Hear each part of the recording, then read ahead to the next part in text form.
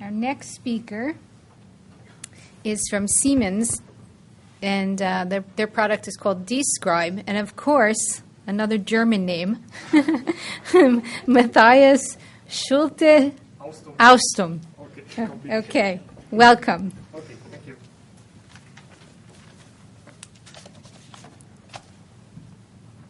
Okay, Describe, another product for automatic authorship identification and clustering. I want to give you some insight of the features we are using in Describe, and I want to show you some results we've done with cluster analysis. Oh, down. Okay. First, I want to start with the postal routes of our company or development group. Then I want to say something about the global OCR functionality. Then something about use cases we want to address with our product. Then a rough overview of the software architecture inside Describe. Some words about feature extractors, which we are using. Then the extensive feature analysis we have done. Something about cluster analysis and potential applications we see in the future. Like Dr. Srihari, our development team is, I think, 35 years in the postal domain active. We have done a lot of projects with USPS together.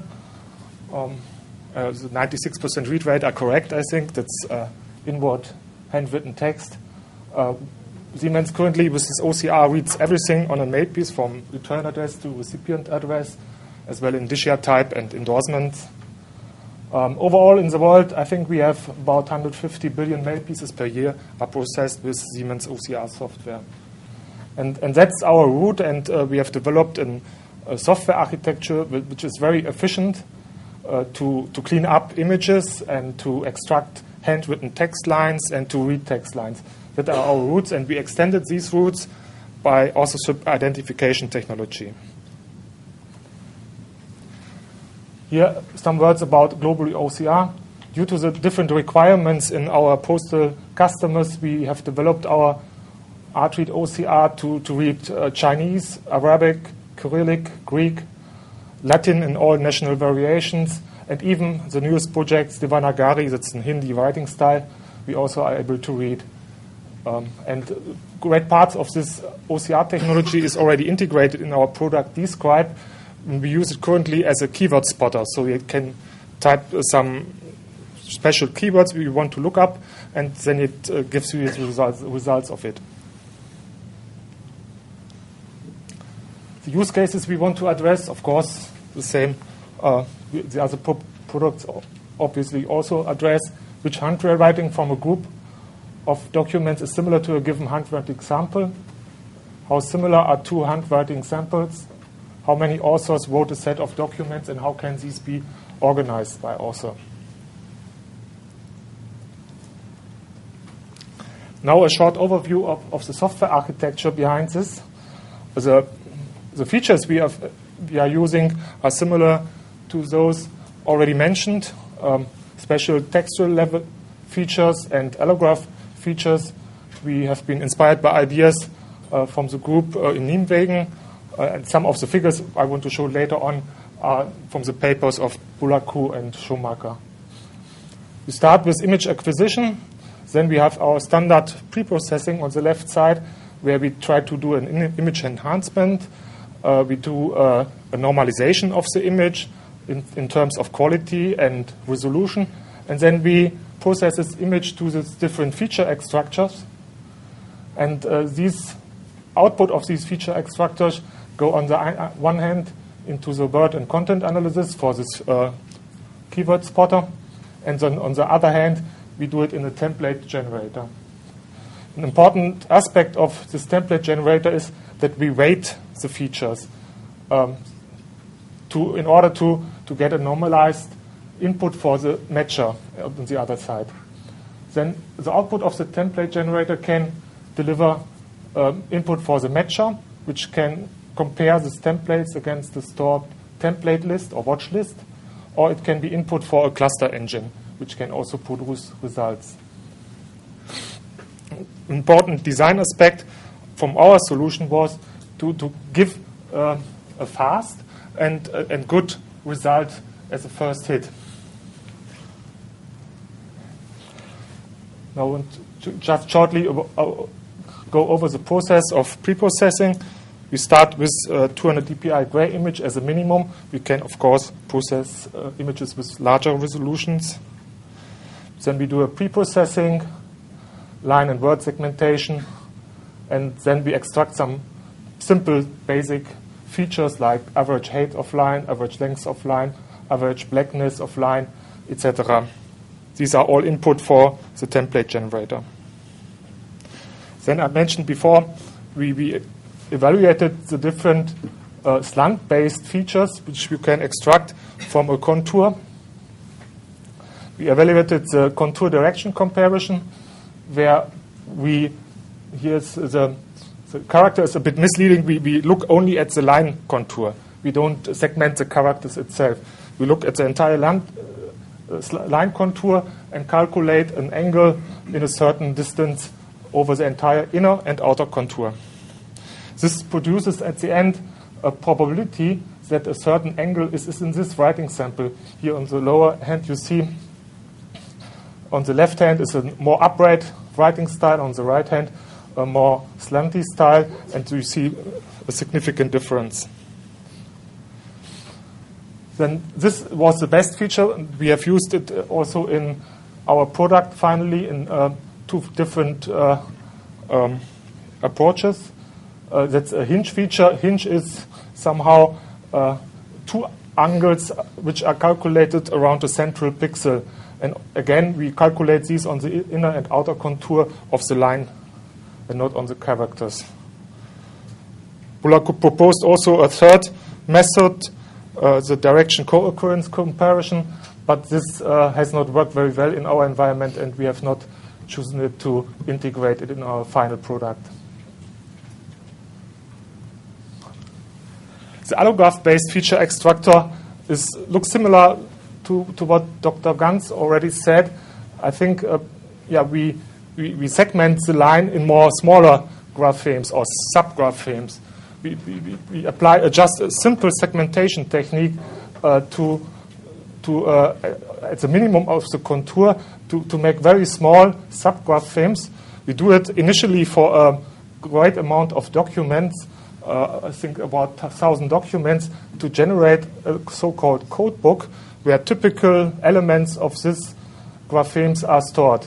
We use a code book size of 500, and if we get now a new document, we segment this line contour again and look, you see it here, it's the red hits, whether these elements are occurring in the code book and which probabilities this has. This leads us, here we have plotted, see the plot of sample A and sample B with the same writer and with a different writer, and we see here as common marked the same plots of probabilities that a certain grapheme is in the writer. And by comparing these, you see clearly here it's a different writer because we have here less dots in common than on the other with the same writer. What are the key features of our product? Because the features itself are published before. I think we use our advanced image and processing and improvement algorithm base. We have a very efficient software which leads to a small footprint at the end. We consume low runtime. We have the possibility that we enable large database analysis. And we already have an Android port available, so it should work on a portable device.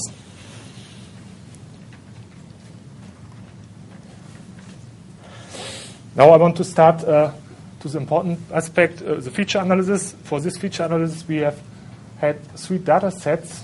One large English data set with 2,500 documents, a large Arabic data set with 5,000 documents, and another Arabic data set with 1,000 documents, including a lot of unknown writers. And here are exactly the features we are using in our product. We have 2 configurations. one with 4 feature vectors and one with 6 feature vectors. For the cluster analysis, it has been shown that the one with the 6 feature vector was the best. So in the following slides, I will only show graphics which are referring to these six features.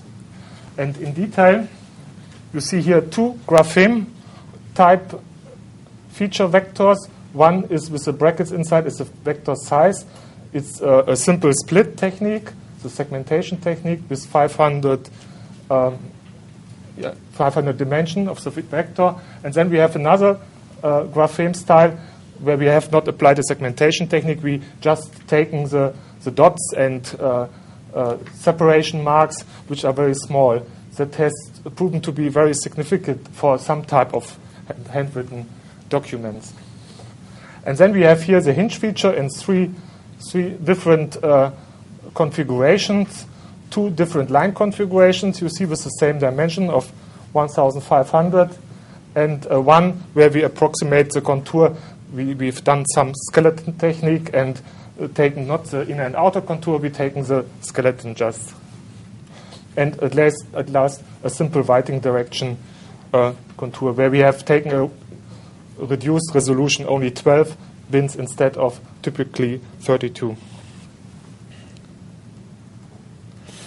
And now here are the results of a transformation of the feature vectors with 2 different methods, with the PCR, with the principal component analysis, and the MDS is multidimensional scaling.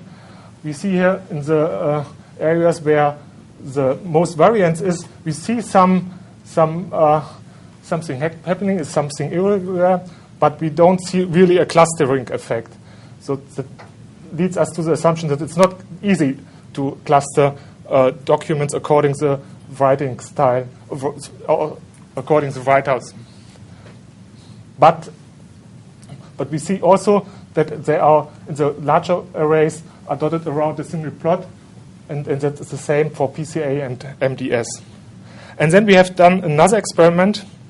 We mixed the data sets with English and Arabic and marked the occurrences of these items with red for Arabic and English for black.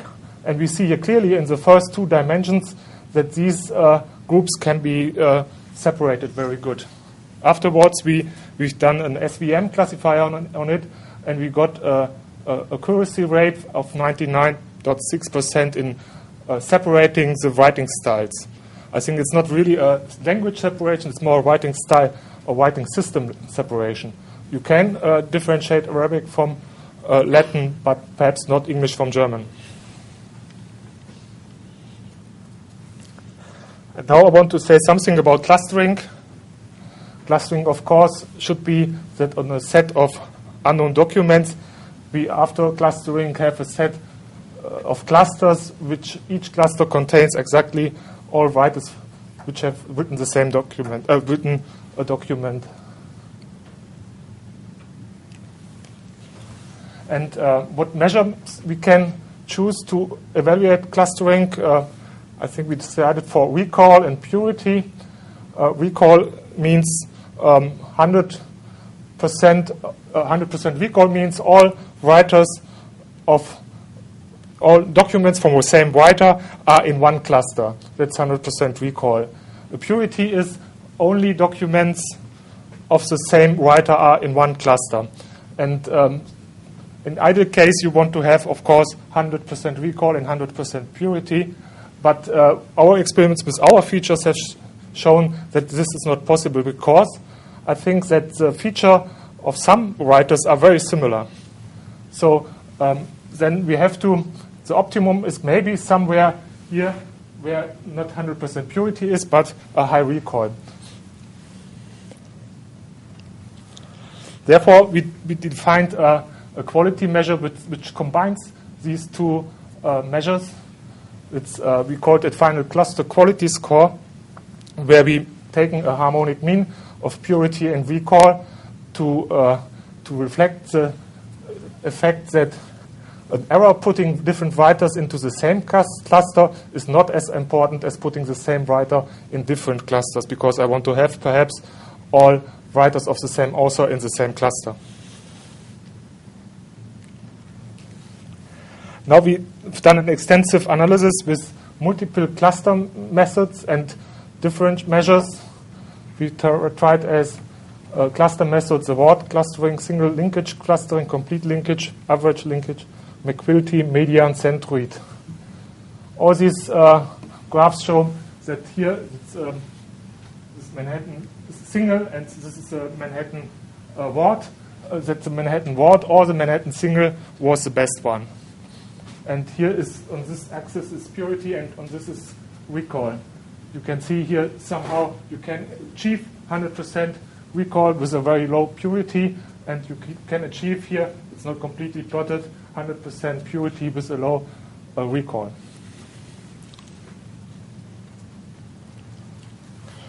Here's a dendrogram of the clustering with the wards method. You see here clearly it's separated.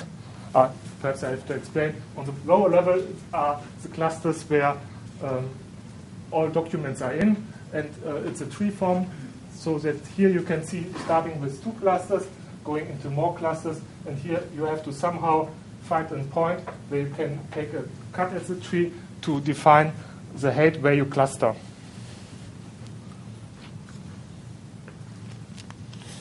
With our cluster quality score, we defined a threshold and found here in this box plot that an optimal, according to our cluster score, was here around 620. As you remember, the English data set we have been using for this has 535 clusters inside, or 507, I think. And that's pretty close to this.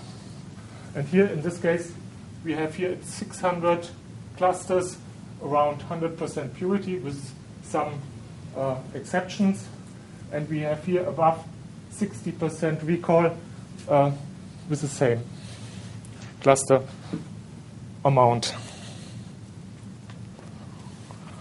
Here, here verification that this technique is working. We've divided our test set into 10 different samples where we have put some sub-images in it. We have a test sample of 2,500 and make 10 different samples out of it and measured them. So here's the cut height and the cluster quality score. The optimum is always at the same around that. This means that the cluster cut height is not only a property of a certain set, it's a property of the entire spectrum of these makepiece types or document types.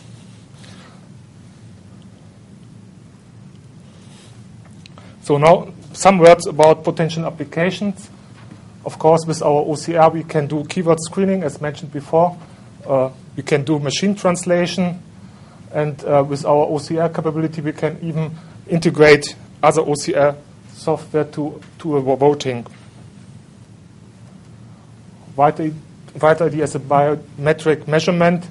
We can screening a question document against a known document.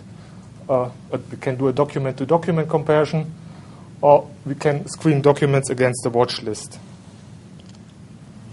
And clustering, it has been shown that we can differentiate between handwritten and machine-printed text.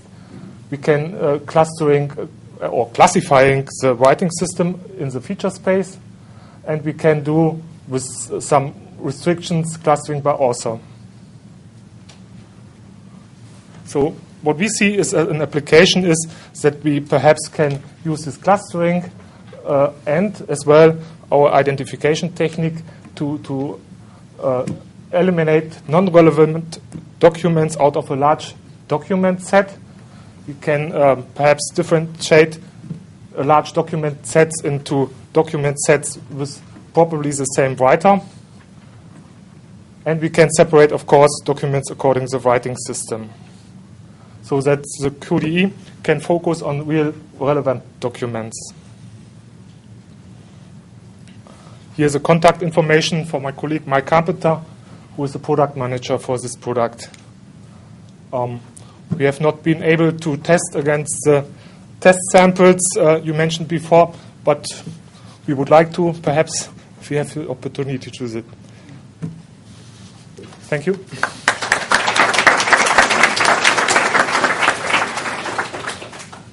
we have any questions from the floor? I had a couple of questions. Okay. One of the things that you discussed as a feature that you used or you considered was the direction of writing. Is that stroke direction, or is that right to left versus left to right, like Arabic versus English, or what were you meaning by that? The direction of the angle. Oh, it's slant then. You're talking about slant? I'll get a fast back.